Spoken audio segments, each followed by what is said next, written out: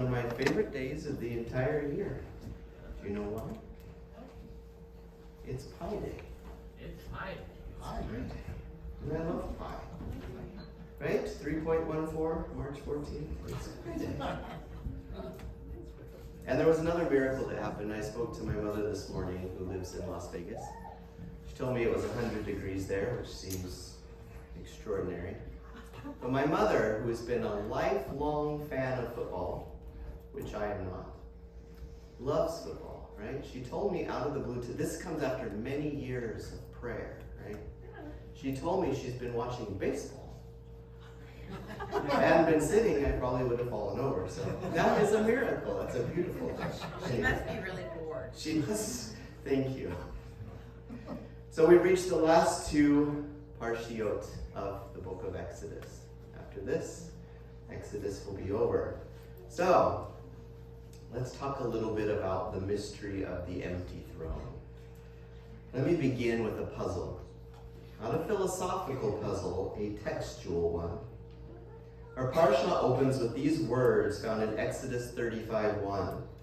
Vayechel Moshe el kol edat bnei Yisrael. Moses gathered the entire congregation of the children of Israel. That verb, vayechel, comes from the root kuf, he, lamed. It means to assemble, to gather a community together. But here's the question.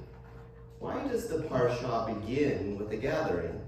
Why not simply ask Moses to say that Moses instructed them how to build the Mishkan, the tabernacle? The Torah seems to suggest something deeper. Before sacred space can exist, a sacred community must first be formed. Holiness begins not with architecture, but with a people gathering in purpose. Now something curious happens next. Before Moses speaks about the tabernacle, he reminds them about the Sabbath. We read in Exodus 35:2, Sheshet yamim te'aseh melacha. 6 days work shall be done. Why mention Shabbat here? Why interrupt the story of the Mishkan, the tabernacle instructions, with the profound message of the Sabbath? Unless the Torah wants us to notice something subtle. The Mishkan story is quietly echoing the creation story. Here's the first connection, the language of creation. When the Mishkan is completed, the Torah says, V'techel kol avadot ha-mishkan. All the work of the tabernacle was finished. That was Exodus 39:32. The key word here, Vatechel, was completed. Now listen to Genesis 2:2. Vayechal Elohim. God completed his work.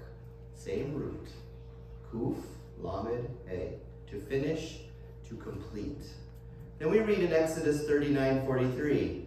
Vayevarech otam Moshe. And Moses blessed them. Compare that with Genesis 2:3. Vayavarech Elohim. God blessed. Completion, blessing. The same pattern appears in both stories. Genesis describes God creating the universe. Exodus ends with Israel creating a sacred space for God.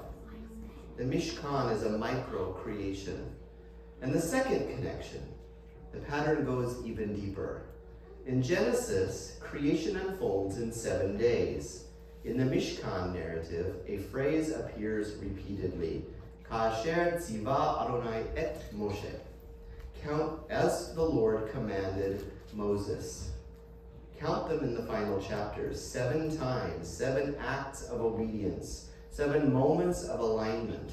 Human beings recreating sacred order. The third connection continues. The cloud of creation returns. Now watch what happens when the Mishkan is completed. Exodus 40, verse 34. Vayechas he'anan et ohel moed. The cloud covered the tent of meeting. Vayechas, covered, that word. Now listen back to the beginning of creation in Genesis 1:2. Ruach Elohim merachefet el penei hamayim. The Spirit of God hovered over the waters. Before creation, the divine presence hovers over chaos. When the Mishkan is completed, the divine presence covers the sanctuary. The same creative presence that shaped the universe now fills Israel's sanctuary. For the fourth connection, we find ourselves in the Garden of Eden. Now we arrive at perhaps the most fascinating parallel. Inside the Mishkan stand two mysterious figures, the cherubim, the cherubim. But where have we seen cherubim before? In the Garden of Eden. After humanity is expelled, the Torah tells us in Genesis 3:24, "Vayashken mikedem negan Eden et ha-cherubim." He stationed cherubim east of the Garden of Eden. Notice that verb, vayashken, same root as mishkan, tabernacle, to dwell. The Garden of Eden was humanity's first sanctuary. When humanity was exiled, the cherubim guarded the entrance. Now, in the Mishkan, cherubim guard the place where God's presence returns. The Mishkan becomes a symbolic return to Eden. Now we have that shadow of the golden calf. But this sanctuary does not emerge in a vacuum. It comes immediately after disaster. The golden calf. Vaya'as egel meshecha. He made a molten calf. The people panic. Moses is gone. They want something visible, something tangible, something controllable. But the Mishkan contains no image of God. At its center stands the ark. Above it, a throne. But the throne is empty. Why? Because the creator of the universe refuses to be reduced to an object. Now here's where the Torah reveals something extraordinary. When Aaron, Aharon, instructs the people to build a calf, he says in Exodus 32:2, "Parku nizmecha zahav," remove the rings of gold. And the Torah says, "Vayit parku kol ha'am," all the people tore off their gold. That verb, pei, resh, kuf, means to tear away violently. It's impulsive, chaotic. Now compare the Mishkan donations. Moses says, and this is Exodus 35:5, "Kehu me'echem teruma l'Adonai," take from among you an offering for the Lord. And the Torah responds in verse 21, "Vayavo'u kol ish asher neseo libo," everyone whose heart lifted him came. Same material, gold. But now the giving is voluntary, joyful, generous. The problem was never the gold. The problem was the direction of the heart. Look at the contrast. With the golden calf, we have gold torn off in panic. With the tabernacle, gold was offered willingly. With the calf, idolatry. With the tabernacle, sanctuary. With the calf, chaos. With the Mishkan, order. With the golden calf, fear. With the Mishkan, generosity. The same people who once built an idol now build a sanctuary. This is what Jewish tradition calls tikkun, repair, healing. And when the sanctuary is completed, we read in Exodus 40, verse 24, "Ukevod Adonai male et ha-mishkan." The glory of the Lord filled the tabernacle. That word, kavod, means weight. It's often translated as glory. God's presence becomes tangible, heavy, real.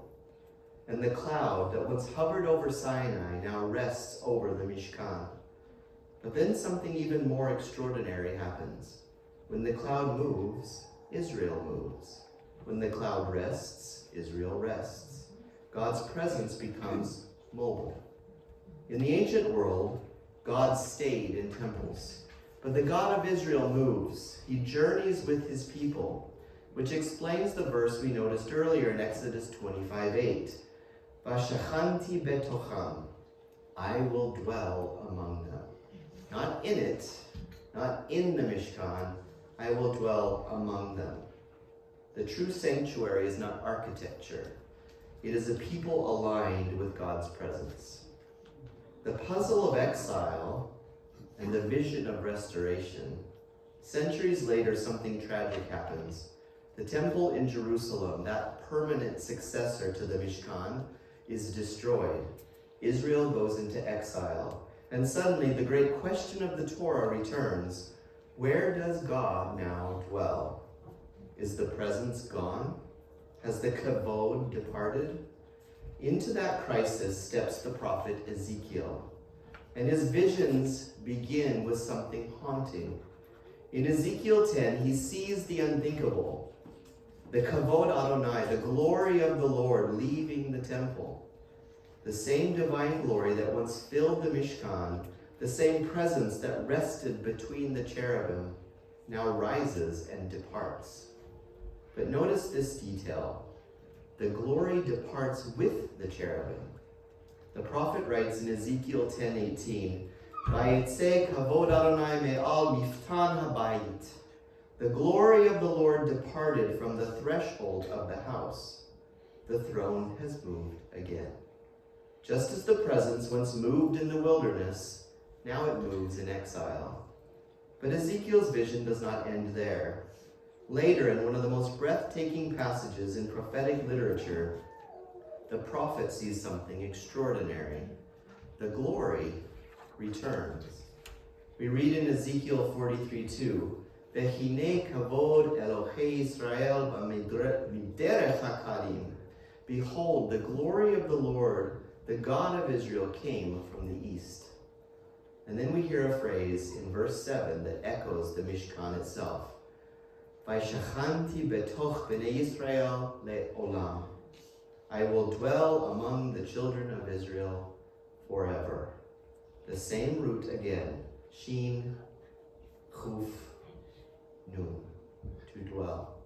Mishkan, Shekhinah, God's glory. The prophet is telling us something profound. The presence that once filled Eden, the presence that filled the Mishkan, the presence that filled the temple is not God. It is waiting for restoration. And centuries later, many in Israel believed that restoration was beginning. Into that hope stepped a Jewish teacher from Galilee, Yeshua of Nazareth. The Gospel of John describes him with language that echoes the Mishkan. We read in John 1:14 regarding God's Messiah.